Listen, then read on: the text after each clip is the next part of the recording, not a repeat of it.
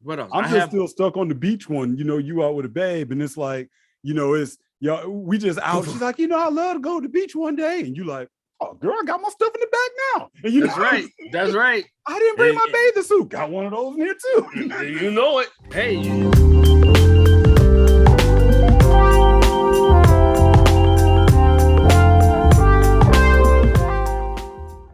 Hey, welcome everyone to the Black Prospector Show. I am joined today by the OG of organization. So this one, I know I say every show is a special show, but this is another special show. This is a special show because my man Derrick, met him, man, it's going on 20 years actually, man. It's been a minute. It's been a minute. And Derrick and I ended up working at the same location. And, you know, we confused the white folks because they saw us both. At that time, I think I started losing my hair. And so, you know, I started shaving it off. And so, you know, it didn't help that we both had names start with D. And I mean, they were just all confused. But you all look alike. You all look alike, right? And we had glasses on too. Oh, I know. Hold on. Don't have me do this. Hold on. Don't let me put on my other glasses. Then we really get it. Woo, boy, folks ain't gonna know what they're gonna be checking their monitor for doubles. That's right. But the thing is, you know, and I have to first, Derrick, give you credit because people have probably heard me say it on the show before, and that is, I'll never forget you saying when you came to the job and you started teaching everybody Excel. And one of the things you told me on the side was, hey, man, I'm looking out for brothers. Everything that's in my head, I'm trying to put it in yours. That blew me away, man. That blew me away. And that ended up, so if y'all heard me say it on other episodes, that is why that ended up becoming kind of the moniker for my whole philosophy with homeschooling. Everything that's in my head, I wanted to put it into my kids' head. And so y'all seeing the guy that it came from. So we're going to go back and go back 20 years ago, because the first thing that you came in and you tried to do when you came into that company is organize things. And you looked at kind of how they were doing business. And I noticed then you had a tremendous brain for looking at how things should be organized, how they can be improved, etc. But before I go there, that's just kind of the intro of how we met. And I'll just say today, what I really wanted Derrick to do is just kind of talk, you know, again, to show us men, particularly Black men and men with organizations. I'm a pack rat. I keep all my old stuff. I hate throwing things away, but you always have great ideas on why, hey, you can use that. You may be able to do such and such with that. But then you also talk about how to structure it and keep it and store it instead of it just staying around in the floor or, you know, just being right. So, exactly. Guys, I want you to just kind of go ahead. Feel free, leave your comments below. And if you find the content worthwhile, wait till the end of the video, watch all the way through, go ahead and subscribe. But I think you're definitely going to get something out of it because I certainly learned a ton about this brother. He doesn't even know where some of the questions are going to come from on the organization, but the way his mind just works with this, for real, it is absolutely amazing. So with that intro, brother, go ahead. You can give a little intro about yourself. You want to give a background, if you want to give your pedigree on why you're the man that folks should listen to about organization, feel free, go ahead. Derrick White is my name. Know my man Devin for a minute. Like I said, we go back way, way, way back. We talk about all kinds of different things: computers, organization, kids, manhood, Black stuff, all kinds of things. We go way back. That's my man. Hey, like I said, it's my brother from another mother for sure. Word. We even look alike. But don't have my father be like, or really my mother would be like, or maybe mine might be like, Where you from again? Where you from, right?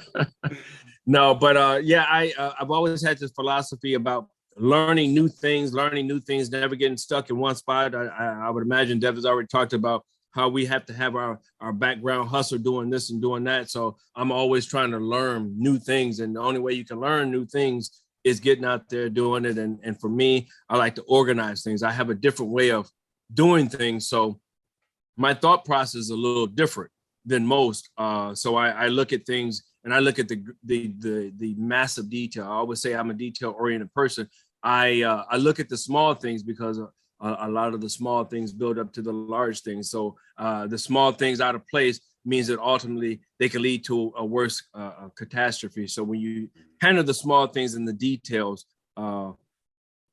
things work out a lot better, But when the old saying is, you get in a car accident, I'm not concerned about the car, it's just the people in it. I can replace a car, can't replace the people. So that's just the way I look at things. I don't care about material things, but when I have it, I like to keep it in its place. I think we've talked about the society talks about Six Sigma, lean organization, and things of that sort. I apologize before I get into all of that, but again, I got a lot of years. I got a master's degree, bachelor's degree, had a builder's license, try to learn as much as I possibly can. Anytime I'm talking to somebody, I'm diving deep about whether it's medical stuff, whether it's plumbing. I love doing all types of different things. Only thing I can't do is work on cars. But guess what, Devin? Got that on lock. So I got it covered there. You could if you wanted to. If you work on houses, you can work on cars. Yeah, but hey, I go crazy. Since this is the topic, we talk about organization. I don't just put my toe in. I put it up to my neck in whatever I'm doing, and that's the level of organization that I do. I don't try to half step it. We always talk about being a master. What is it? Jack of all trades, master of none. Well, I'm a jack of all trades. I try to be a master of all. So I try to make sure I learn as much as I possibly can. The only difference between a pro and a novice is just experience. So I try to get that experience in and learn whatever I can. Master's degree in education. I'm a trainer, been a trainer for 20 years. I train in I like to say I'm in the industry of replacing humans. Don't tell anybody. But, and that's just because I do a lot of the automation aspect of things, but I train people on how to make more and better efficient equipment. And I try to, as much as I talk about and can, I talk to people and say, hey, you can't just be lazy and things of that sort. You have to really put your thoughts together and understand that the assembly line process, you're not going to find factory work these days. You need to find something. You can't do that. The type of fast food industry, you have to use your mind instead of your hands, and whenever possible, but definitely have yourself a backup plan. Just like we talk about, you got these athletes and they don't have a backup plan and things of that sort. You have to have a plan B, because if plan A doesn't work out, you need to be able to fall back and be able to adjust and so forth. But again, organization, I've done a lot of things with the Skillman Foundation back in the day, teaching people how to even conduct themselves in meetings and professionally, the Robert's Rule of Law and meetings and all of that stuff, a whole bunch of different things. I have a lot of background in a lot of things, so my mind definitely works in a lot of ways. Sometimes it works too much. That's why I don't need it. Devin and I talk about the amount of sleep you need. I get maybe 4 or 5 hours of sleep. I think I got up this morning at 2:30, went to bed maybe about, had to be 11:30, 12 o'clock, and been running straight. Just is what it is. My mind's always working. Got pads of paper everywhere so I can write my notes down, things of that sort. But I don't know if that's what you wanted there, but that's it. So no, that's terrific. And I'm glad you said pads of paper, because let's start there. I was going to go somewhere else, but I'm going to come back because I still got a big one I want to ask you. Okay. But I think that's a perfect place to start. If you have pads of paper everywhere, yes, how do you keep that paper organized? What's your system? What do you look at starting from that macro on the way down, or vice versa, whatever your methodology is? You know what? My mind is crazy because I have issue with people. If I have company over and they just say, I need a piece of paper, I'm on the phone. Do not touch any pads of paper, flip to a new sheet. Do not write anything on anything, not even the back of it. Believe it or not, I could look at a piece of paper that I've written years ago and know what I've written in between the lines is not even there. It's almost like I can photographically know what I was thinking when I look at a piece of paper, and I write notes all over it. I'll put a date on it. If I have multiple pages for that particular topic, I'll put a 1 at the top, circle it. The next page got a 2, things like that, circle. So I know that all these types of ideas are together. And I just write whatever comes down, and I can generally know what I'm looking at years later, just coming up with that, but I'm actually, go ahead. I got to ask, because I told you I said, right before we started, I said, let me get my paper out to take notes, right? This was the piece of paper at first. Now you said, don't flip it over. Because the first thing I did was move it and pulled out a new fresh sheet. So I do not rip my sheets off. You leave them on there. I leave them on there. I have issue when somebody writes over my notes and you say, I just need to write enough. Do not write on my notes because it messes up my thought process when somebody writes the wrong notes on my stuff. So you would give them just a different pad or a different piece of paper, or have them write it on yours? Just a piece of paper. If I got scribbled, and even if it's only a top piece on it, it's like, look, fold it over. Don't rip my page. Don't do that. Just get a clean sheet. That's yours. Don't leave my stuff alone. Just leave it attached. Okay. Yeah. Okay. Yeah.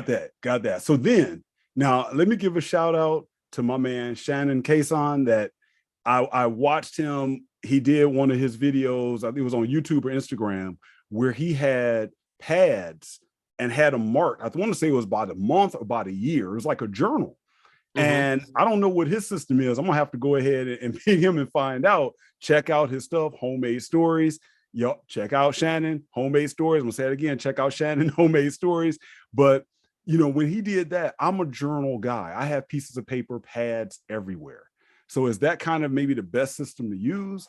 Is it better to use? So all those pads that you're collecting, where you've written down those notes, what do you do with them? Are they just sitting on your desk, on the floor, on the box?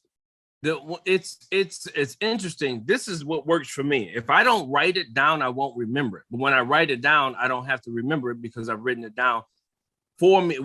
And the thing is, when I write it down, that actually makes it secure in my mind, such that I don't have to go back to the pad of paper. Mm-hmm. So I really can just toss the paper and be okay. And maybe if there's a refresher, come back to it. But for the most part, I don't have to come back to it for the most part. Maybe about 80% of the time, I don't have to come back to the pad of paper.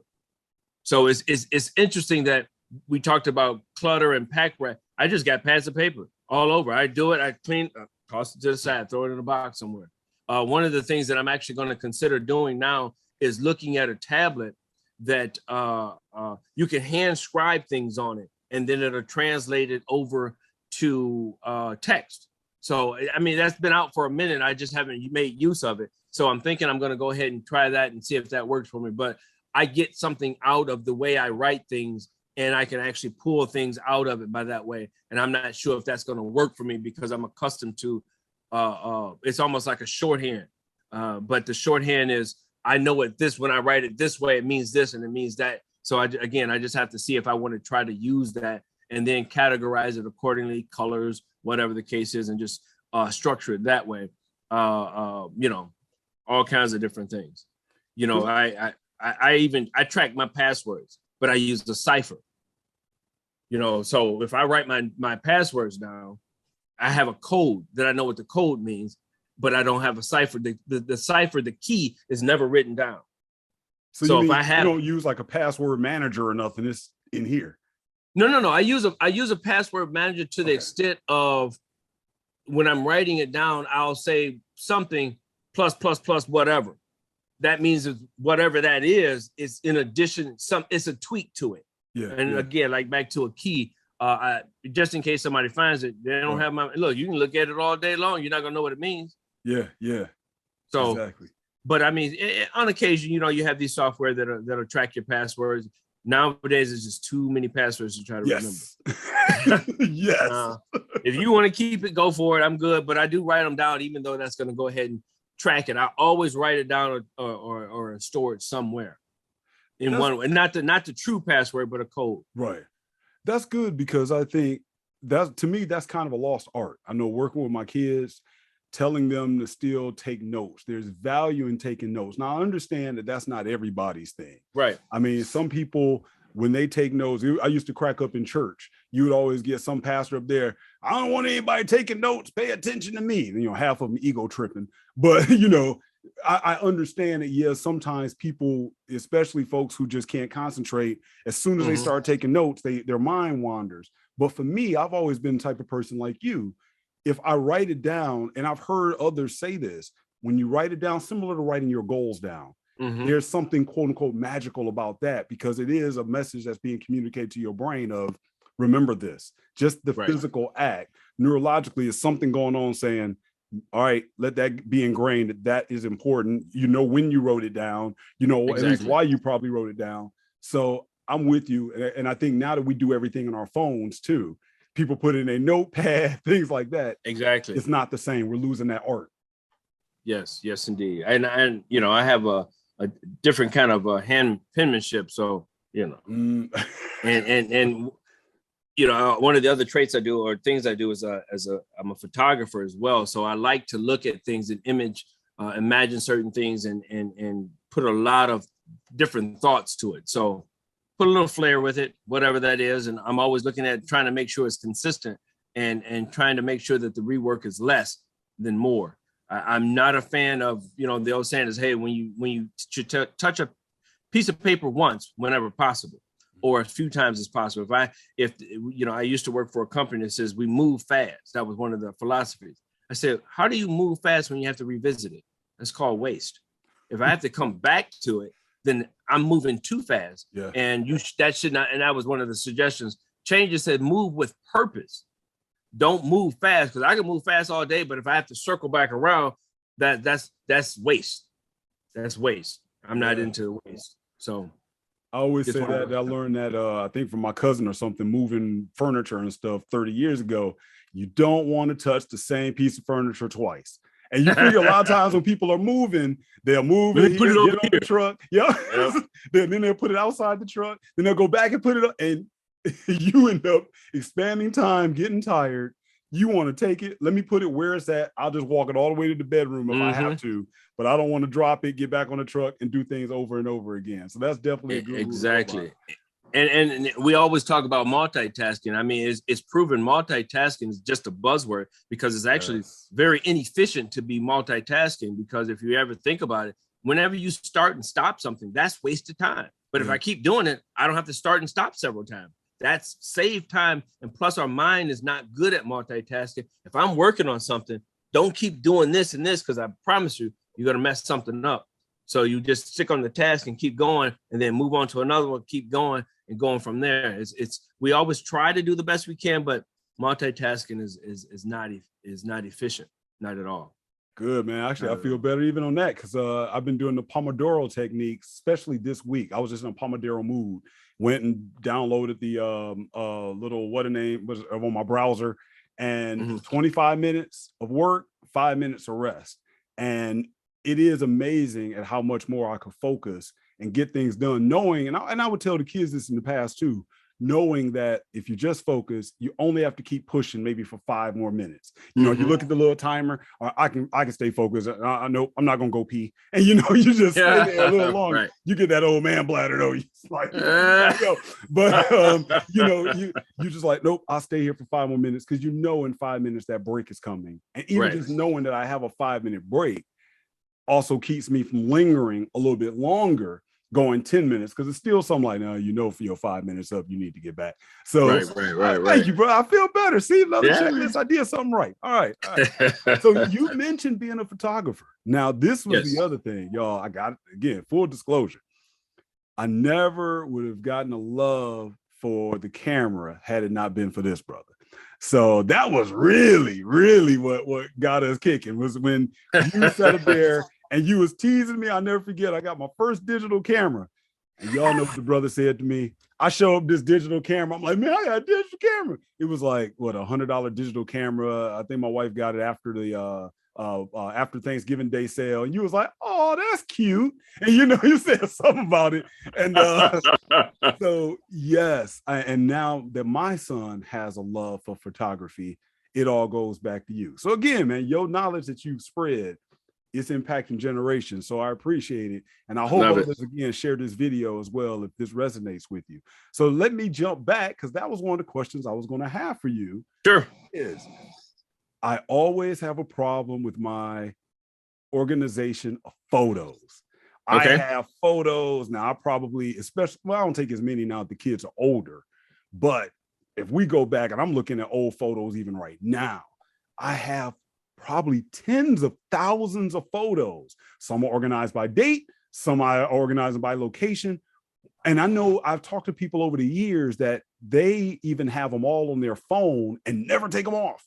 And so they are really disorganized, because if something happens to their phone, those memories are gone. What is your process for handling all of the photos that you take? Of course, the organization aspect, you have to remember when you're doing something, you always start off with the, as you said, macro, the large aspect of it. For example, if you got, and again, this is just conversational, if we got 5 kids, I'm going to start off with a folder that says kids. Then I'm going to say, let's say kid number 1 is the oldest. Okay, kid number 1, I'm going to automatically put years in there. 2022, 2021, blah, blah, blah, break them down. In those folders, then I can put in birthdays. I can put in, now, one of the other things I do is I create a folder in everything that I do on a regular basis that's called copy over. So I create a template. Templates are your friend. I create a template that says, okay, in this year, I know I have to have birthdays, I have to have holidays, I have to have special occasions, I have to have school, I have to have all kinds of other things. And I put empty folders with those items on it. And then that way I'll have it in the copy over folder. So whenever I need to copy it over, I don't have to redo it. I copy that, dump it in.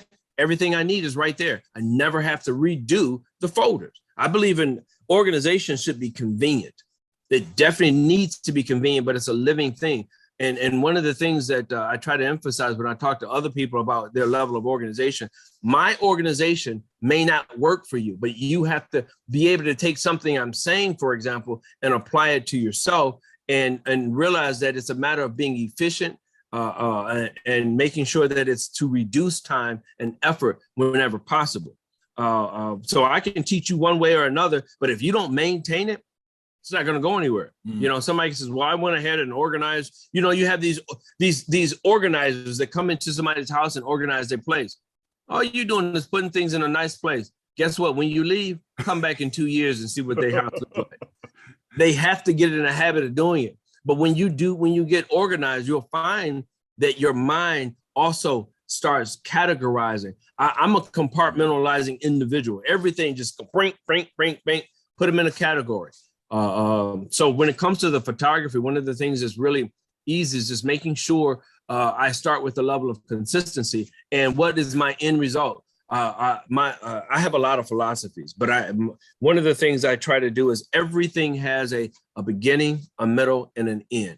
Everything we do, you have to start it, you have to conduct something, and then you have to wrap it up, either lessons learned, or you have to figure out how do I prepare something else for it to be utilized again, even if that's a matter of setting it up to be reset, you know, things of that sort. So when it comes to the photography aspect of it, I make sure that, one, I know what I'm going to do. Am I going to ever print any of these? If the answer is yes, I need to make sure that when I take that picture, it's minimally the size I'm going to need at the worst case scenario. If I print 28 by 30 or whatever size we want, I make sure every one of my pictures can be printed at that. So those types of things, making sure the quality is there. And then, so that way something comes up, I can always print any picture I take, depending on whatever I'm using. But definitely back them up. We used to have DVDs and things of that sort. Now we have the drives and so forth. I have stacks, boxes full of DVDs, because as a photographer, I got the proofs. I have a list of all the things about what I think my photographer's choice. I have when I'm doing the photography, I have proof sets. I have the raw images. I have this. I've spoken with a number of photographers, and they have this thing about, well, I'm just going to give out the pictures. They want to pay for the digitals. I'm going to give them the unedited. Why? What do you mean? I'm not going to do all that work. Well, there's two problems there. One, you shouldn't have taken a picture that you have to edit. You should have done the work up front to make sure your lighting and all that was done up front, so you don't have to worry about all that editing piece. Spend the time, the money, and make yourself a little bit more professional about it. But number two, when you throw out somebody's unedited picture and they start using it, like, look at that, the background is all messed up. What is this? Blah, blah. Oh, so-and-so took this picture. I'm not going to them. Right. Your work is your work, and whatever you present out there is a reflection of you. If you're okay with giving shoddy work that has not been edited, shame on you, because now that's a problem. But if you do the work up front, majority of the pictures you take don't need to be edited, other than a splash, other than your logo, things of that sort. But hey, if you're using Photoshop, you can set up some actions that you do 2 keystrokes, bing, bing, and they do all of them. They do an entire folder. So it's just back to that level of organization and understanding what you got. It's a done deal. Okay. But again, go ahead. No, all right. No, so that's it. Let's go back. All right. So let's say let's talk to Dad, who, I don't know, let's say his family was nice to him on Father's Day, and they took him somewhere, but he still had to take all the pictures. So he took a bunch of pictures, or better yet, here we go. I talked to a guy earlier today. He is going to a baseball tournament with his son. So let's say Dad has been going to some baseball tournaments, and now he comes back with 500 pictures on his memory card on his. That's a small amount of pictures. Go ahead. Right. So he comes back. Now, what would you do? Because he's sitting there, he's looking at his camera, and he's like, I need to pull these pictures off. What would you do? What would be your process? Well, I guess back to what's the end result? What is it that I want to do? I just want to keep them. Yep, he's just going to keep them, probably not get any of them blown up. And then, as people do nowadays, he might put them on Facebook or social media about his kid. That's it. Well, if he wants to touch them, one of the things I would do is definitely back them up, put them on some kind of storage device, but I'll go through and pick the ones I like and stick those in what I would call a photographer's choice, because those are the ones I find to be dear to me, because I'm the one that's looking at them. So one of the things I've also done was I had I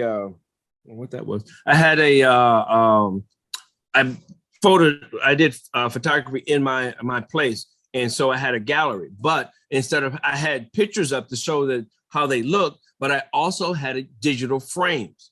So I can throw those photographer choice pictures in a digital frame that constantly recycles through. I got a remote control. I can turn it on when people are around, turn it off when I don't. But then you get those memories when you're sitting there, you got family over. Wow, I remember that. Oh, yeah. And then you can have some that's just based off of various years, because a card can hold a lot of pictures. Yeah. And when you have a digital frame, I had several that just had different categories in each one. I mean, one of the things that a family can do is, okay, I got one for this child, one for this child, one for a family. And you can really organize that so that you don't have to have all those pictures. And additionally, guess what you have to do with frames? You have to take them down and put them up. Yep. But if I have a digital frame, take that card out, put it on there, put it back, done.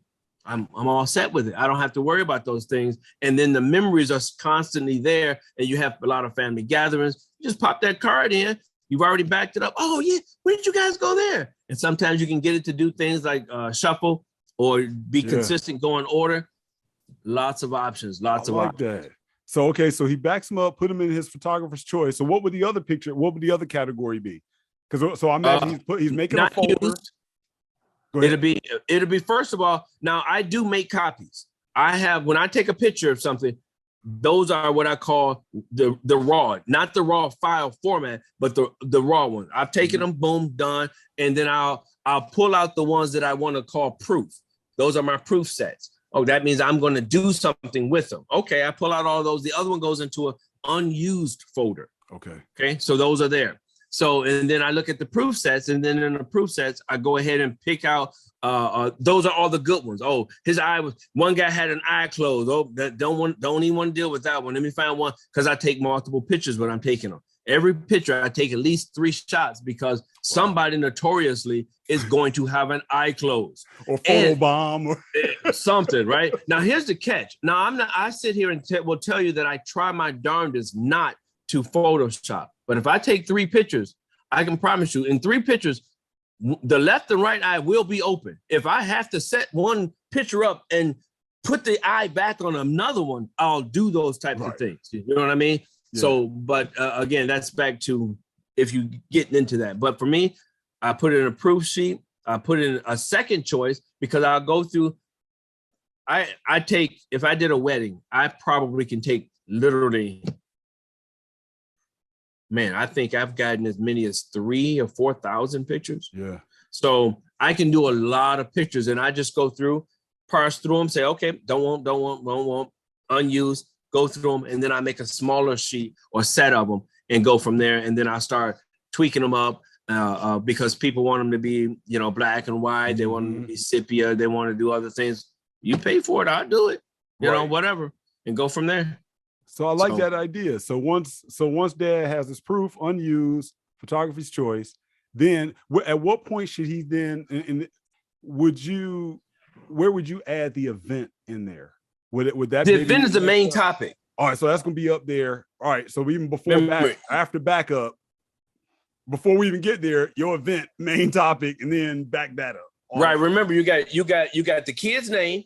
Okay. You have a year, then you have the event, then you have underneath those all of that. But that's back to when you have that copy over thing. In the copy over, you're gonna have events in quote, and then you're gonna have the photographer's choice. You're gonna have unused. You're gonna have second choice. You're gonna have printouts or whatever that would be. Whatever you do, that consistency will always be in that folder, and you just throw it under every year. Boom, drop it in, done.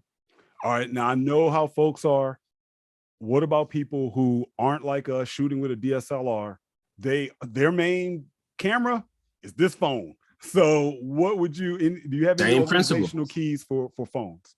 Same thing. Back it up. How many times you say, little Johnny wanted to see my camera, my phone, and deleted all my stuff. Yep. Well, one, why did you give it to him? Two, shame on you that you haven't backed up your stuff once a month. Once a month. If you take a lot of pictures, you better do it more often. But once a month, and when you back them up, you dedicate a completely different hard drive. In that hard drive, like for me, I have I had a Samsung S8.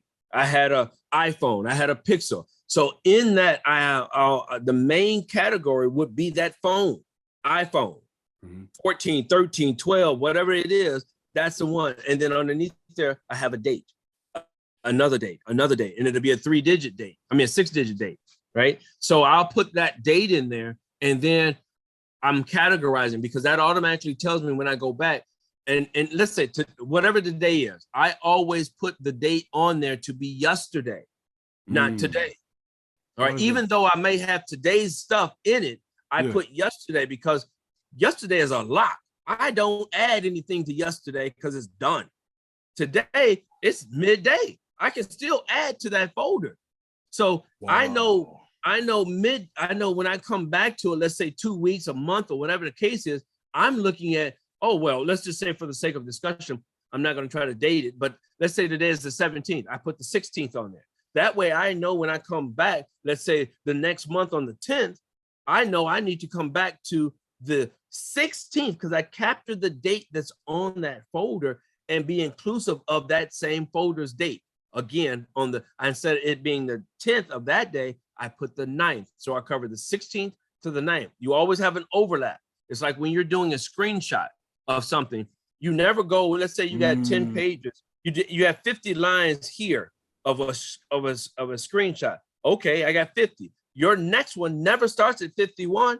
It started at 45. So you can piece it together when you have to look at it. Oh, wait, what? Because if they're separated, you don't know what page goes next. So that way you have something to join them up and say, oh, this it is. This is this and this. So that's the same scenario. Just keep copying. Wow.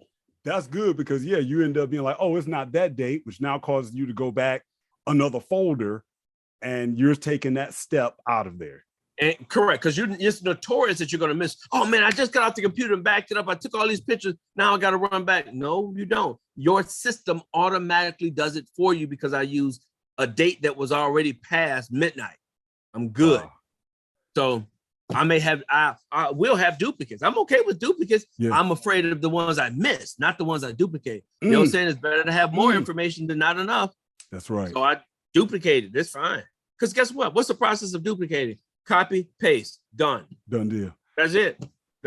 With most people running out of storage on their phones anyway, it's amazing that people won't go through and pull the pictures off. They'll just get another phone with more storage, or move it to the cloud or something like that, instead of just going to delete stuff that they don't need. And I'm gonna be honest with you. I don't like to upgrade my phones. I've been going through a complete hassle because I went from Android to iPhone. It's a mess just trying to, because there's the technology. I don't care whether you're with Verizon, AT&T. There's not a good technology anymore to do the transfer of text messages. Typically, you lose all your text messages. I get pictures. As a photographer, I get examples and pictures are in them. They're in my text messages. Yeah. Now what happened? They're gone. So also, people, make sure you back up your text messages, the pictures in them.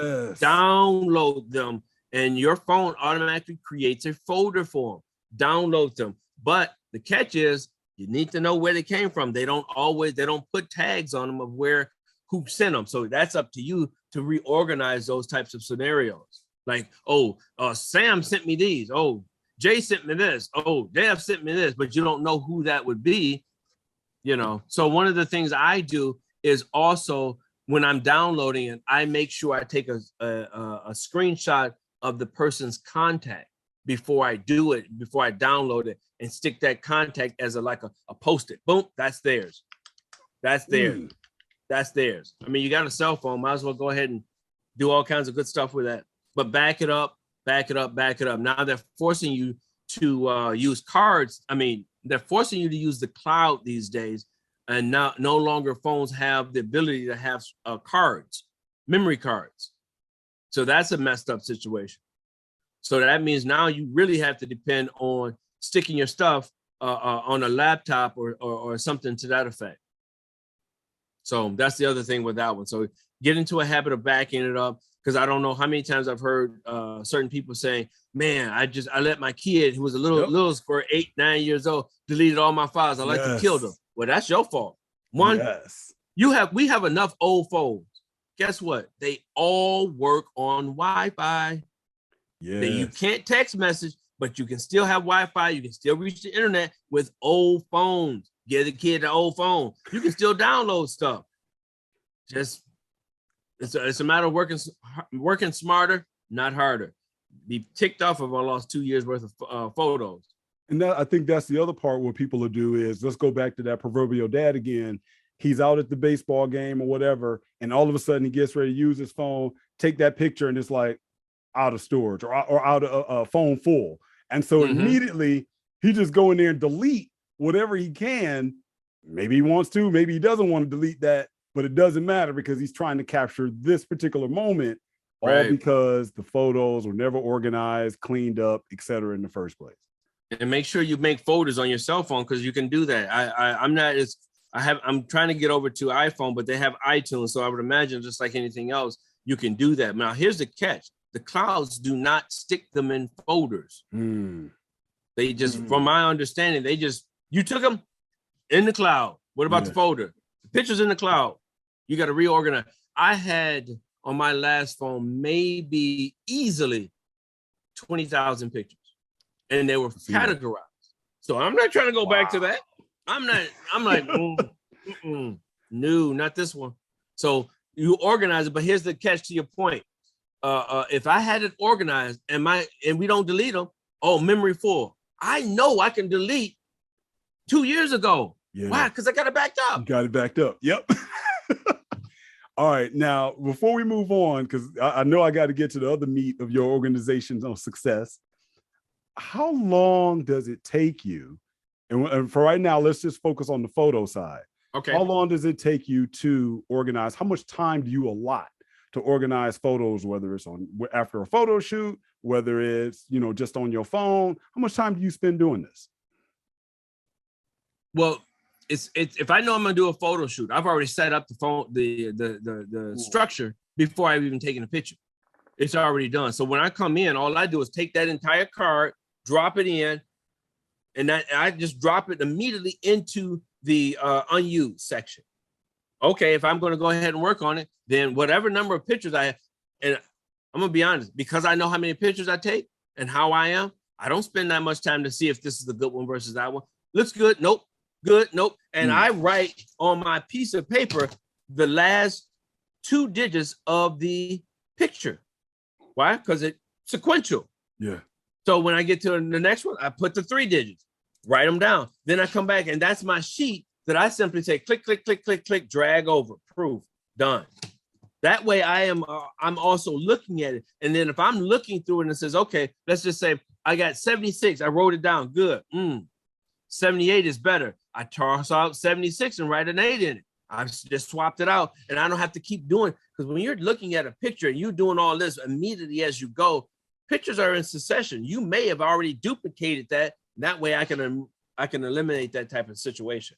But so I was talking about, you have to be careful not to touch it once or twice. You got to be careful when you're, as a photographer, you have very similar photos, because I'm taking pictures of everything and they are some duplicates. Well, I want to give them a duplicate. So I'll go ahead and write my paper down, because I know I can get 27 on one column and I can make 8 columns. So I can, and then that's it. And I have a folder, physical folder on them, because I have a contract. I may have, what do you call it?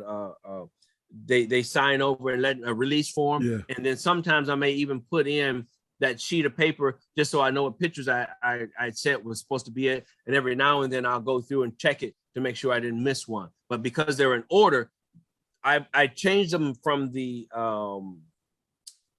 thumbnail to the list. When you have a list, you can put all of them right there, and I can go click, click, click, control, control.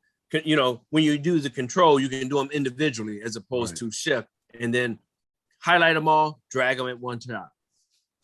So it makes it a little bit easier. So your original question was, how much time do I allot? The process is the same. The time constraint or the time situation only comes by how many I've taken. Okay.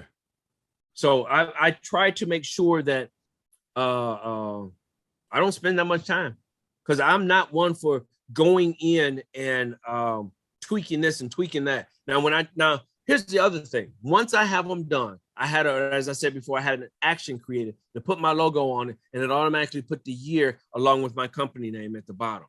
All right. So I do that.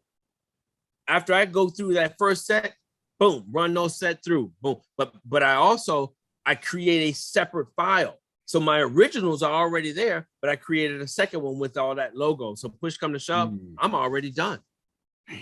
So once again, you set up the efficiency, or we'll say the time was spent in the preparation, but because your system is so efficient, it's saving you so much more down the line that when now you already know your system. You already know how everything is going to fall in, which will lead me to the next story. Well, the next question, but I'm going to start with the story of how we ended up doing this story, this show, y'all.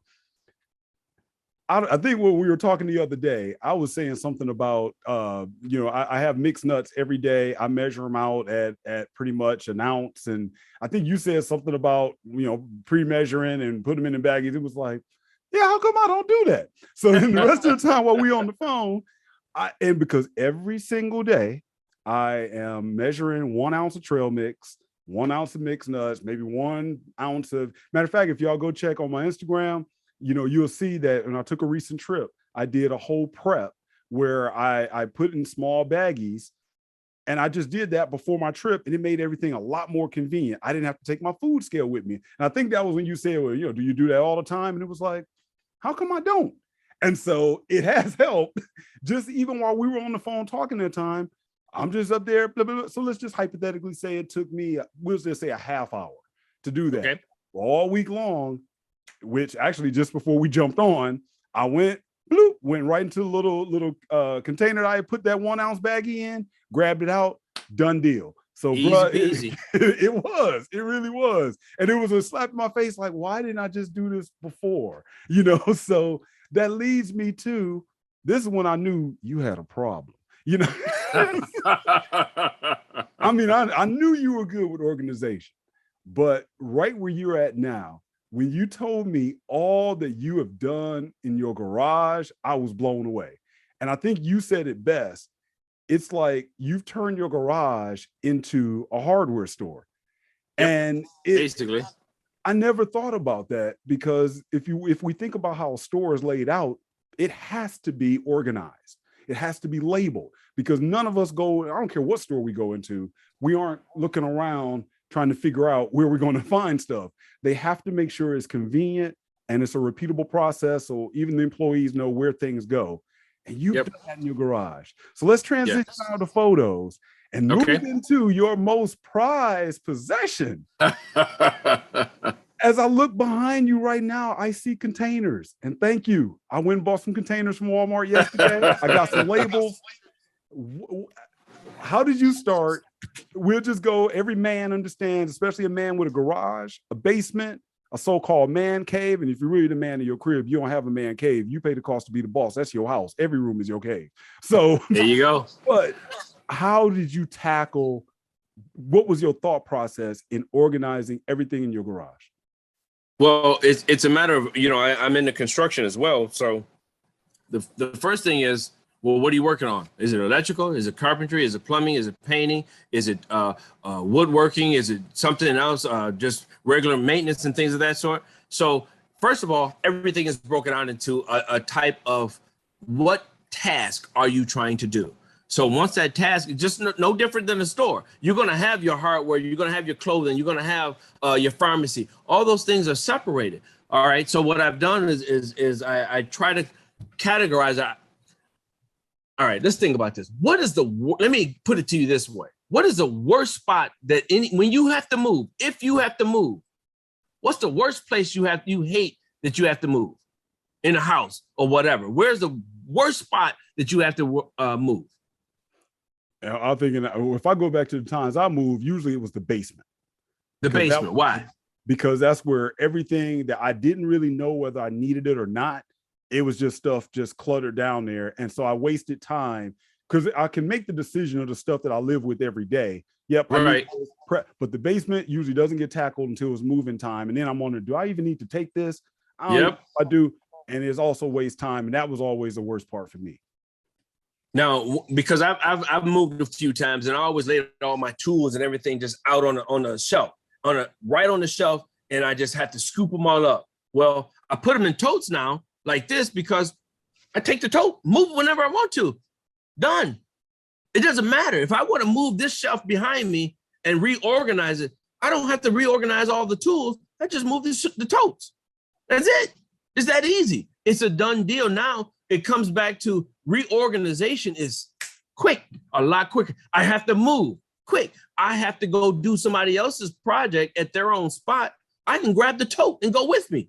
I don't have to go through and do all this other stuff. I have a tote. But again, one of the things is it's a living thing. So organization has to be quick enough to adjust for additions, subtractions, movements, things of that sort. So having them in the totes, all I need to do is take the label out because we all know what the lanyards, we are at work, we have a lanyard, let's say. All right, so the lanyard's got your picture ID in it. Well, I went out and bought a whole bunch of those lanyards, used double-sided tape, put them on the container. Matter of fact, I don't know if you can see this.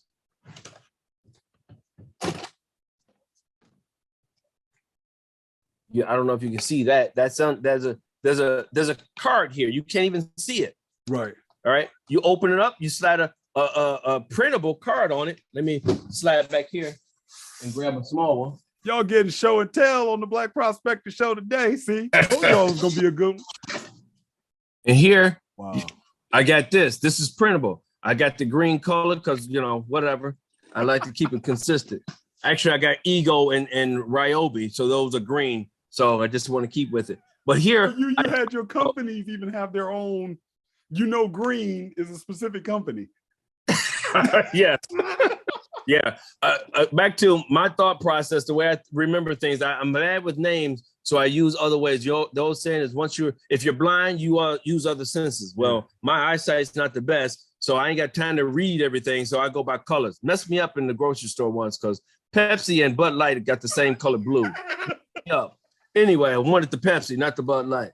But anyway, so I have what it is, back to always macro, and then break it down. What's in the container and where I'm storing it at. I'm storing it at. Because that way, if it's out of place, I know where it needs to go. Okay, back to, remember I said beginning, middle, and end? Well, the end, it has to be back where it is. Everything has its place, and rightfully so, it needs to go back in the garage if I have it somewhere else. Wow. But again, all I need to do here is I pop this up. Now, this is airtight. I don't have to worry about and it getting messed up. I just open it up because it's sealed and pull the card out. That's it. I can print these off on the printer. And one of the other systems is if the handle's down, I've gotten something out of it. I need to find it. Man, you even that detail with it? Yeah, man.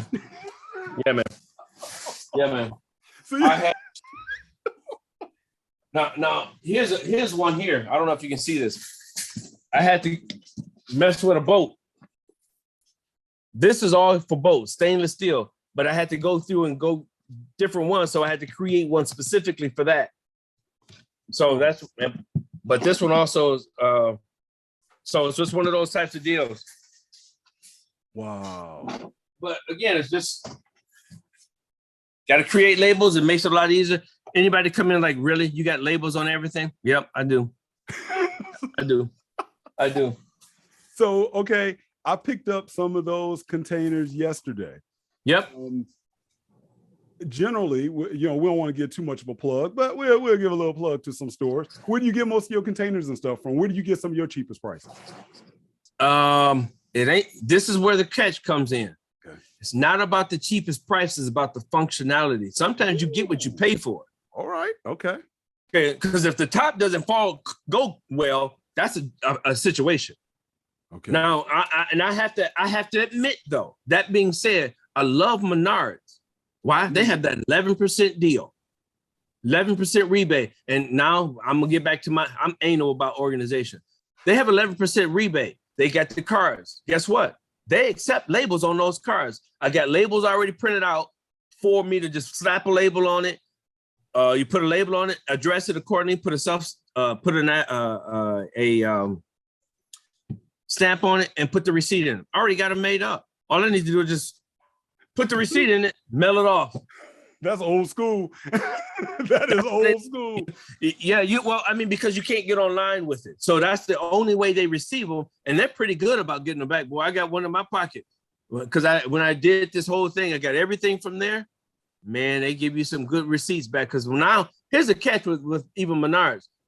Now, think about this, man. You spend $100, it's 11%. You get $11 back. You can go use that $11 and then you get 11% off the $11 of that receipt that they just gave you, or that rebate. So it's compounded. I'm like, you got that. All right, Menards, if you want to sponsor Black Prospector Show, you know what I'm saying? My man gave y'all a good plug. And I love Menards. He's gonna bring tens and tens of viewers to your store. You can't get that anywhere else but on the Black Prospector Show. I'm just saying. That's right. But here's the other catch. You can see the colors I'm using. Yeah. I like consistency. You should get extra. 10 extra of whatever size. I have at least 4 different sizes. Get 10 extra. Why? We talk about growth, organization growth.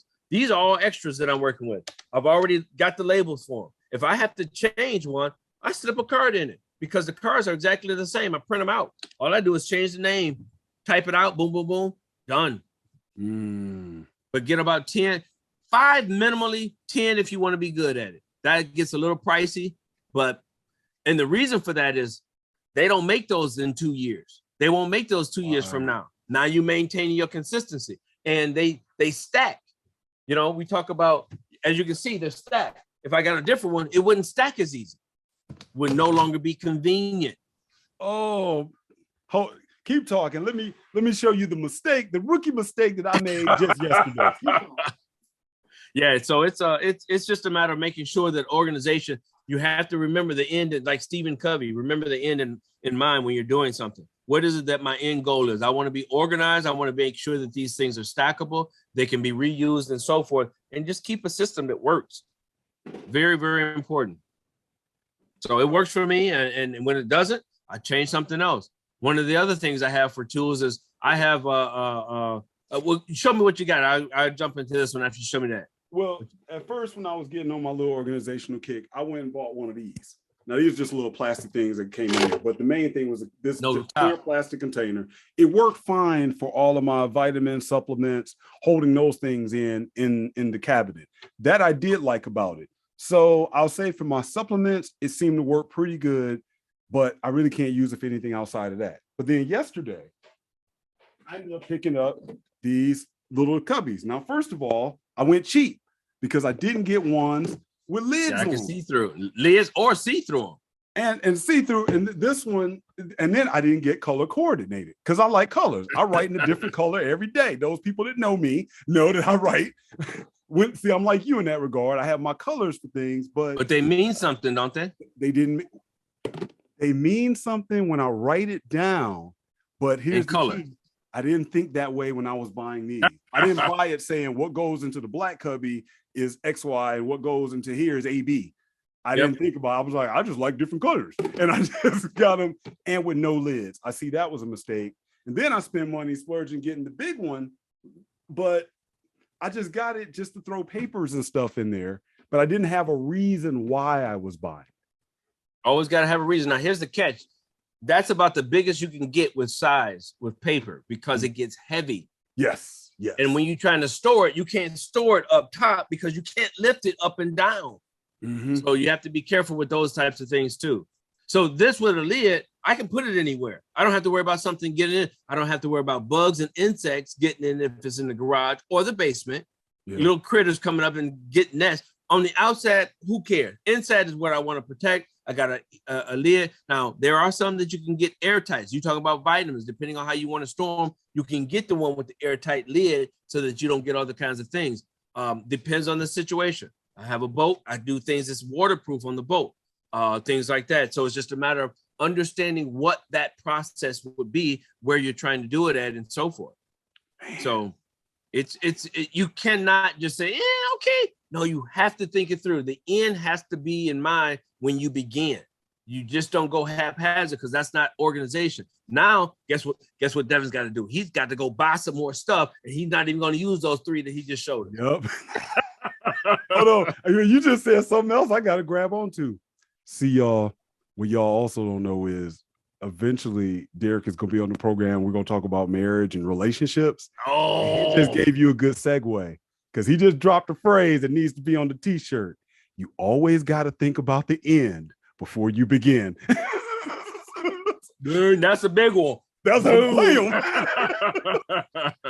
Before you get with that girl, you got to think about the end. Hello. You begin. Hello. So hello. You dropped a dime that's going to be applicable in a whole lot of other videos. Hello. Wait a minute. I didn't plan on being with her for 18 years. Bing, bing, bing, bing. How much in child support? Oh, don't forget Wade versus Roe is gone because you going to get stuck. You were a long time. The kid got the nerve to want to go to college. Oh man. Well, let's rephrase that. It didn't get reversed. It just got adjusted. Yeah, it just got adjusted. Well, y'all, we go definitely do some more videos on that. But I had to put a pause in action because you said more than it applied more than organization with that phrase. That was a good one. Yes. My organization is I try to make it in all aspects. So yeah, you definitely have some overlap in some things. But one of the things that I was were you good with the totes and so forth? I wanted to talk about something else that I do that works out pretty good. Just the last thing on the totes then. Still thinking about the beginning or thinking about the end before you begin, then would it probably be best just think smaller totes before you move up to some bigger totes you don't even know if you're gonna need. Well, be careful. Don't let your mind now in that case, that's back to when you get 5. But if you've bought some and you can see a usefulness of it, just make sure you have enough for it. Because I got different sizes because caulk doesn't fit so well in some of these. So the caulk gun, so I get the bigger ones and things of that sort. When you talk about painting items, those are bigger items, plumbing items, things of that sort. So that's why I got the larger totes. Hey, whatever you can find a use for and so forth. But it's important that you know where you get them from so you know how to go back and get them quick. And if you're going to do organization, don't do it over a course of years. Knock it out because you don't know what you need until you need it. So that way you're not stuck with, oh man, they don't even make these anymore. Because I used to, when I did the photography, I got the exact same principle with the photography that was 15 years ago, 20 years ago, and I have the same principle. And those were better totes because back in the day they make things better, more durable. Right. These are really thin. They still are functional, but they're not as good as the other one. I have stuff in there that looks brand spanking new that I have not even, because I buy stuff and I may use it once, twice. I jury, I clean it, put it back in there, looks brand new 15 years later. It doesn't even tarnish because I don't have it. So the air, it's in an airtight situation. That's it. Got it. All right. So go ahead to what you were going to go into next then. One of the things I do, again, back to the convenience, I have these two bags, this one and this one. This is my tools because I do projects on certain things. We talk about pads. Look, an empty pad that's got paper in it that I can write on. You do see this right here, right? What color is that? Spot. Orange spot. All right, we'll come back to that. All right. In this bag, level, flathead, pair of pliers, needle nose pliers, Phillips, carpenter's knife, a wrench, and all for points when you have to, I need a screw right there. Boom. You need one of these. These are all cheap. Tape measure. Screwdriver. I mean, not a screwdriver, a pencil sharpener. I'll show you that in a minute. Always got to have a flashlight, people. All right. Now, that's in this bag. Why do I have the orange? When the tools get out the bag, I know where they go back. Remember, end in mind. All right. Oh. This bag. We talked about, you like to write in color? Oh, you don't know what color is.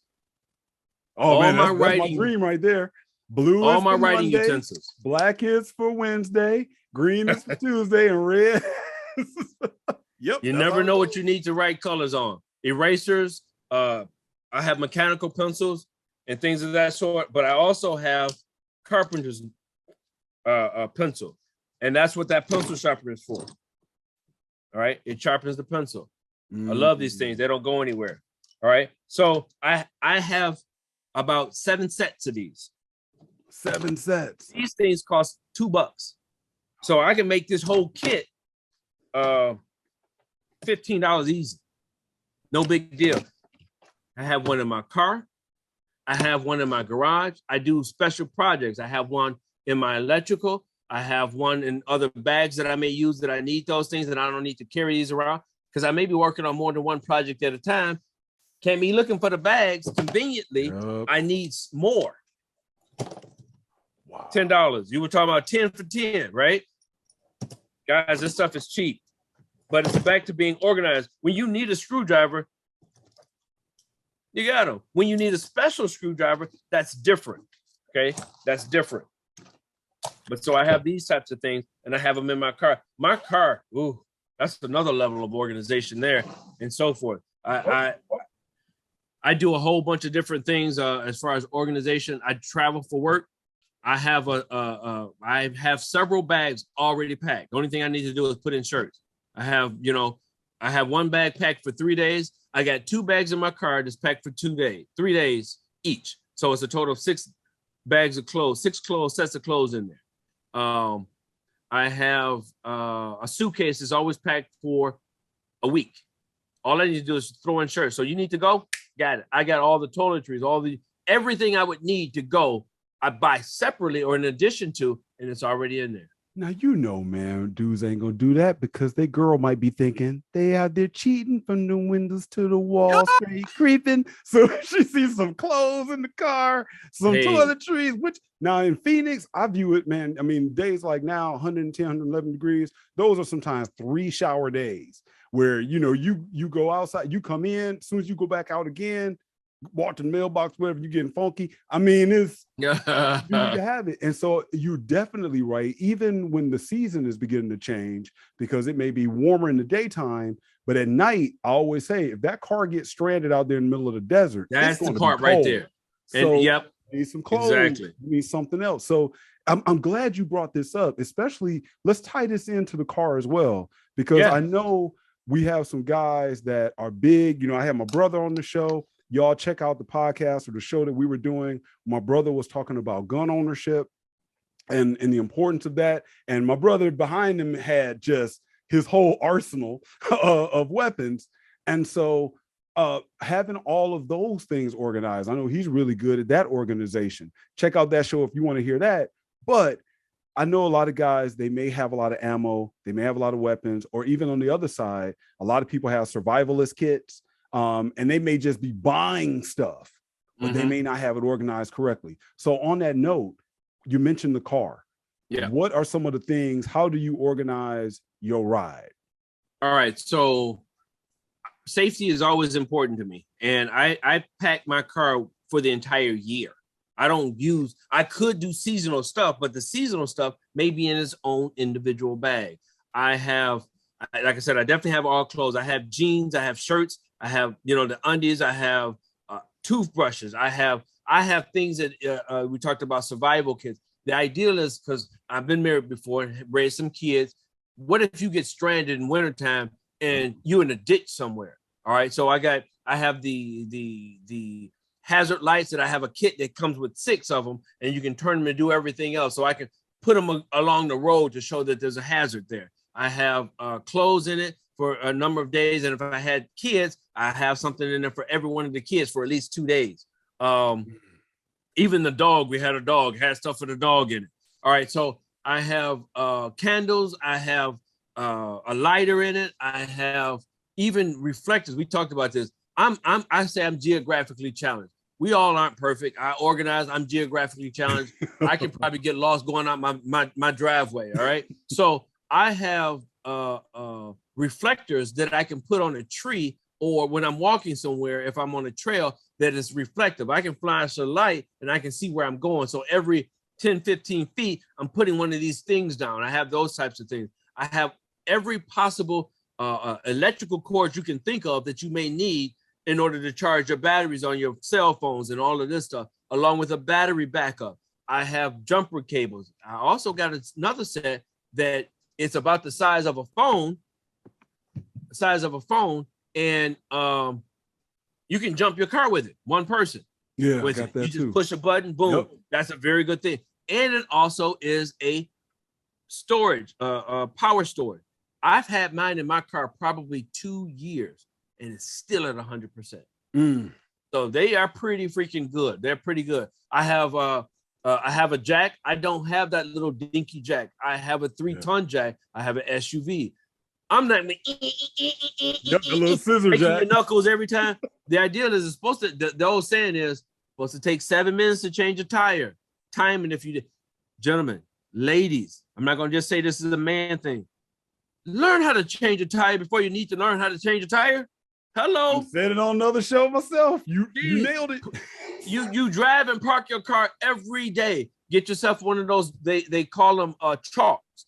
So your tire, it goes underneath the wheel, so it doesn't. You go on the adjacent side. All you need is 2 of them. You're not gonna jack up the whole car. You only need 2. You put them in I'm working in the front.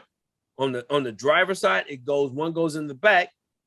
On the opposite side, adjacent, so that it doesn't roll back.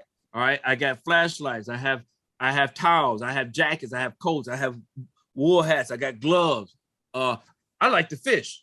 I got fishing gear in there. I got a fishing rod in. I got boots to go fishing. I got shoes to go fish. I don't wear gym shoes, but I got a pair of gym shoes in there. Why? Never know. I might need a pair of shoes that I need to just. And for me, it happened because I got stranded in the rain, and I don't like I can't be wet. I just freeze up, right? I went in the back, changed my clothes, and I was perfect. I have umbrellas back there. I have around here, if you got a lady friend, guess what? You might want to go to a beach at the little picnic. I got beach wear in there. I have swimming wear in there. I got swimming suits in there. I'm trying to think what else I have in there. Again, I got this kit. I have things to change the lug nuts, but I have the 2 sets where, meaning the kit that it doesn't matter what size your lug nuts are, I can change it. Because if you have any friend, male or female, hey man, they call you in a minute. You got anything I can change the tire to? I just go straight to you. I don't have to go back home. It's already in my car. Somebody gets stranded that you don't know. Sometimes every now and then you might risk helping somebody. I can do that.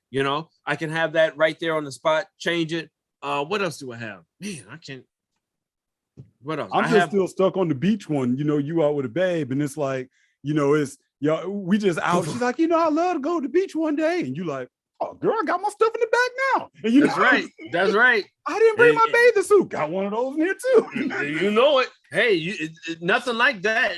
And I got a bag of 50-pound salt for a couple reasons. Why? I have an SUV. That extra weight helps in the bag, but it also helps if you get stranded somewhere in the ice. Put some of that on there, or kitty litter. Kitty litter is a mess. I can use the salt, but either way it goes, I have that in there. I have a shovel, small little shovel I have in there. I have beach seats in there. If I go somewhere, I can pop up me a seat. Lawn chairs, all right, 2 lawn chairs. Yep. I got, like I said, different jackets. What else? Like I said, I got candles. Man, what else do I have? I have WD-40. I have, of course, I do have water back there too. I have flashlights galore. Man, what else do I have back there? I have, trying to think. This stuff is so, and the only thing I do pull out is the beachwear every year just to save some space. When I go, I don't do grocery shopping. I don't cook too much. Don't tell anybody. But we're gonna talk. That's gonna be another show another time. Yeah. So my entire back seat, I have a three seat SUV. That whole thing is filled with stuff. I don't even use that. I use the back seat. I don't use that to put groceries. I throw everything in the back seat. Well, do you keep all of those items in a tote? Some of them, because I may need them for different reasons. So they are individual. If I need a jacket, I'm just going to grab the jackets. If I need to change clothes, I can go drag. Because let's say, for example, I get stranded somewhere and I need to go to a hotel. I already got my stuff. Grab my bag. I don't have to grab a whole tote. You know what I mean? I grab that bag, go in the hotel. I'm good. So, but the stuff is in the bag, because I know some people. In fact, it's 2 things I know people are probably thinking right now. I'll get to the second one in a second. But on the first one, I could imagine it, you already have it in a bag. And I know a lot of people have cluttered cars because it's just stuff in the trunk or just stuff in the hatch. So if they needed to find that jacket, it would be them ripping through it like a drawer to find all that stuff. I know that jacket's in here somewhere, but you still even have it organized in the car. A bag of jackets. Yep. All right. And then secondly, I know someone saying, and y'all know, hey, I'm always on my cars, fuel economy. I understand that probably better than most. Somebody saying, but yeah, do you know how much gasoline you're wasting, especially as high as gas prices are now, carrying that extra weight? And then for my real engineers out there, they can calculate how much every 100 pounds that you add in weight on a vehicle, how much extra fuel you're consuming. But I'm going to throw this out. I think it's almost like this is where my brother will really come in, of the military, of all the stuff that they carry when they have to go inside that backpack. When they have to go on a hike, they have to go out in the field, they have everything that they need. Is it hard on them? Absolutely. Is it the most efficient way? Of course not. But yet it's more efficient, meaning that they got it with them. Because if they need it, that's how much does safety work to you? We as minorities have a tendency of forgetting about it costs to be safe. Yes. And it costs not to be too. Plain and simple. So how much does it cost to not be safe? Okay, I'm stranded. Man, you know what? I need to go over here real quick, and my clothes all jacked up. I can go in the back and go change real quick. Whatever. I'm stranded somewhere. Okay. I don't have my jack, it's a 35-pound jack. It's heavy. But man, guess what? I slide that bad boy into my SUV, 22 and a half, shrink. Yep. It costs. Yeah, it may be some minor differences as far as that, but fellas, you trying to be Mr. Macho and brother man trying to take care of a woman. How do you think, how many brownie points is that going to work for you? You can just swing by and take care of her wherever you are. Man, now you're going up to 300 and 400 level game on that, because you have to think about being there for somebody. You nailed it, because to me, and I was thinking that, I think, and you pointed out, for the women as well, the problem is we're all so attached to this doggone cell phone that we think that if we get in a jam, number one, and I'm out here in the desert, I already know there's some spots I'm going to go to where there's not going to be cell service. And then number two, even if there is, if women are scared of everything that's going on out here for what might happen to them, from the time you call somebody to come help you, you still sitting on the side of the road. Okay, now I'm gonna throw something out there, man. Hopefully nobody listening. Look around, look around. These independent women, they can do it all. Can they change a tire? No, because usually when I'm going down the street, I point out to my daughters, it's like, why is that guy changing the tires? She's standing there like this. Or worse, he's changing the tire and she's like this. Right. Safety is not gender specific. That's right. It's gonna happen to everybody. So Yes. learn how to change a tire. I mean, it doesn't take that much. And believe it or not, leverage is the longer something is, the less work and effort you have to do. So don't go get that little jack that comes with the car, the vehicle. It's about that long. It's not going to work so good. That's right. Get the one that's longer, because all you have to do is just literally darn near stand on it and poof, pops it out. Yep. That's it. I did the same thing with a lug wrench. So I know my daughter probably didn't appreciate it, but again, to your point, my daughter's 21.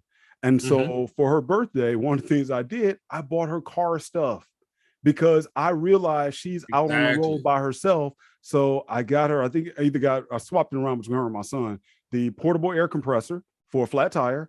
And I also got them the battery charger because, like you said, I ended up using that at one of my other daughter's things. A dude, battery went dead. He was so amazed. He was like, can you give me a boost? Went and plugged it up to his charger, hit that button, car started. He was like, to get one of those.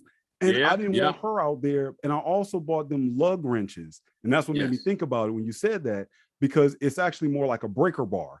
So now to get the leverage to pull those lugs off, even the old 4-ways could be difficult because the 4-way is only about that long. But with the breaker bar, they got some longer ones, but yeah, exactly. So you get the breaker bar, and the ones that come with the cars now, because they're trying to save space, they probably only about this long. So fit in a little cubby hole.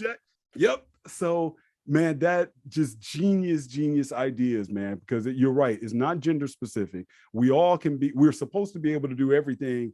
And we don't know if help is going to be there. And I mean, I hear people talk about this, even, when we talk about weapons or whatever, being able to defend yourself, whatever. You can't think, I'm going to call 911, the police are going to be there right away. No, you might have to do something in the meantime. And I don't want my daughters out there on the road waiting at night for, hopefully they have cell phone service and they up there waiting on somebody to come pick them up. And then they see headlights and they think, it's maybe the police are here. Maybe it's not. Maybe it's right, exactly. Sitting in the car. And then here's the other catch. Your battery is dead. So how are you charging up your phone? Because most people don't go in the car and charge the batteries to full. Oh man, I should have charged it up last night. Yeah, you should have. All right. But having a battery bank in your car, but remember, depending on where you are, you have to make sure that thing is going to survive the heat and the cold. Because otherwise you're just going to have a mess on your hands. Now, another thing that I do is if I'm packing something that's a liquid, it automatically goes in a Ziploc bag. Okay. Anything that's a liquid that can spill out, I put it in a Ziploc bag, because that way it's if something happens, it only affects it and not everything else around it. So that's very, very important. All right. I even have things that I have little round discs that you put in water and they become a towelette. Nice. No, we're gonna have to have you on to talk about some survivalist stuff too. And I've never been a Boy Scout and never got lost. Somebody actually told me, have you been kidnapped or something? Why do you have all this survival stuff? I don't know. It just comes to mind. It's like, look, it's safety stuff. So you have to be efficient. All right. Here's what I want the folks watching to do. Sure. And if you're willing, I could almost see this being a recurring type of show. Ask Organization by Derrick, or getting organized by Derrick, because people will have probably stuff that we didn't even touch on today. Sure. They may have some things like, I'm trying to get this organized. How do I do it? How should I start it? What would be your methodology for that? Folks, leave it down in the comment section below in the video, or email me at blackprospector@gmail.com. And maybe we can do this as a kind of a recurring theme on the show of just taking in people questions. I don't know, maybe we can get to the point doing live shows or whatever. Folks just throwing out their questions for you. And this is even before we get to the relationship stuff, but just on the organizational side. So in closing, anything else that you want to throw out to folks that they should remember? How should they get started between now and the next time we kick it? Anything else you want to add? Get started. The thing is that you don't know what you need. When you're doing organization, you inherently will understand that something is not going to be the way you initially thought it to be. So once you get started, just like Dev did, he got started, great process, but he realized that he had to make some changes. That's going to happen. Realize that up front. Don't go like for this, don't go buying 20 of these. Now, remember, there's a label here. Be consistent. They go on the opposite side. I don't have to rip that off. It goes here. Everyone is in the exact same place in order to keep that look. But don't go buying tens or hundreds of these things. Start off with a few of them. See if they work. Test it. If it doesn't, you're not losing that much. You can use them for something else. Oh, like, for example, I still need to organize my fishing stuff. All right. So I have to do this again, but it's okay if I'm using a different color because it's in a different area. For example, the stuff that Dev got, I can use that some way or another. I'm not going to throw it away, but remember, have lids on them. Make sure that they're stackable. Very important to know that, and just have fun with it. I mean, it's not that serious, but it's going to make your life a lot easier because I can pretty much tell anybody where to come in my garage and figure out anything. I mean, I didn't show you my battery charging station and all of that stuff, but everything is, I mean, look at this. Straight hardware store.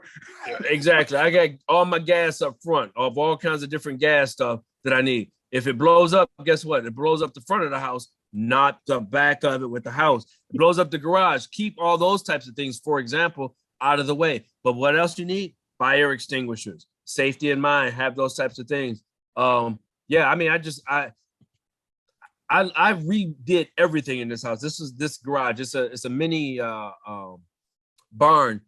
I rewired everything, organized it, put up walls, insulated it, and it's nice and cozy. Got heat in it. Put some lights in. Put up some things from a boat storage stuff. Good stuff.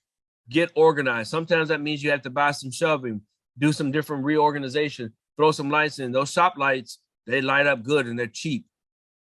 You know, put some of those up. It's good stuff. Good stuff. Man, I don't know. Yeah, but water. You're making me want to cry, man. You dropping this game like this, make me want to cry. But man, for real, thank you, brother. Thank you. Man, let me ask one last question. Sure. Where would you recommend? I probably think the answer would be a guy should start wherever he feels he needs to. But is there a particular place you would say, just start here? I don't know. Maybe it's the office desk. Maybe it's their office. Well, particular place. The thing that you, like you said, the thing that two areas. You can think of the spot that you use the most or the least, because they're going to give you the same problem like your basement, right? So when you do that, you're going to realize how much stress that's going to relieve, because when you get organized, guess what happens when you get organized? You find what you were missing. Wow, is that where this has been all this time? Now everything has a place. Now, because you have see-through stuff, you can see what's there. If you don't, what's in here? Oh, that's where it is. And try to make sure. Now, for me, not every label may cover everything, but make the label generic enough that you know, like, oh, screws. Okay, well, which ones? Now, if you like me, you know that there's a difference between you have to have stainless steel versus the zinc coating. They do different things. You got a boat? Always use stainless steel. They do not corrode, people. Don't try. I got a buddy that works on boats all the time. He doesn't use marine grade wire, different wire. He uses his. I got a whole kit and section dedicated. I rewired 2 boats already. So it's a matter of guess what? You put that on the water, see what happens. It's only going to last no more than a year. Now you got to do it all over again. Wow. So, things like that. But whatever you use the most and whatever you lose the least should probably be where you should start at. All right. Man, thank you. Thank you for having me. Appreciate it. This is good. Guys, again, any questions you may have, any comments, put them down in the comment section below. This has been great. I would love to continue doing this on a recurring show, just taking some of the questions, again, whether it's whatever you collect, trust me, he has a way that you can organize it, even if it's not his Sure. thing. Even though you may not cook, I'm sure you probably got a way on how you should organize the refrigerator and making sure that, the spices need to be here or whatever. I don't cook, but I think I have 5 refrigerators. Let's not talk about it. There you go. See, building Convenience. redundancy. Convenience. Yes, and that's something else we can talk about next time, because I know there's a time component to what you're saving. And so when you talk about that convenience, that efficiency, time is money, and we don't get time back. And so the time that you saved with your processes is definitely worth putting in that effort up front. At least I'm saying that on the outside, only because I've experienced some of it. And I'm efficient in some areas, but most I'm not. And so I'm kind of excited, because you're right. It frees up your mind. Yes. You got a lot less clutter and things to think about. Sense of accomplishment as well. Like, man, you know what? I have that thing tackled. And again, I can move with the quickness. If I have to move for one reason or another, it's going to be a whole lot easier to move instead of have all these boxes that's got tools just literally thrown in it, which is how I started. Yeah. So, oh man, I can think of some more. I know some cats with magazines, books everywhere, CD collection, tape. Man, we can really grow with this. Yeah, so, absolutely. Again, thank you, brother. Thank you. So y'all, no problem, man. If you dug it, like, subscribe, share the video with others, leave your comments below, and we're gonna go ahead and call it a night. So brother, thank you again, and let's have this conversation again in the very near future. All right, man. Appreciate it. And remember, I know I don't even have to write that down, because I remembered that one. I should write it down though. Whether we're talking about relationships or whether we're talking about organization, always start at the end, or think about the beginning, or think about the end at the beginning. Have the end in mind. Have the end in mind. Have the end in mind. I need to make it into a slogan that I can remember. That's why I needed to write it down. Hey, Stephen Covey is where I got it from. So, but he wasn't talking about game, no. See, he wasn't talking about this shit. We're gonna expand that horizon on this. All right. All right, man. Thanks, brother. All right. Stay on the line. I'm going to end it right now. Good stuff. All right.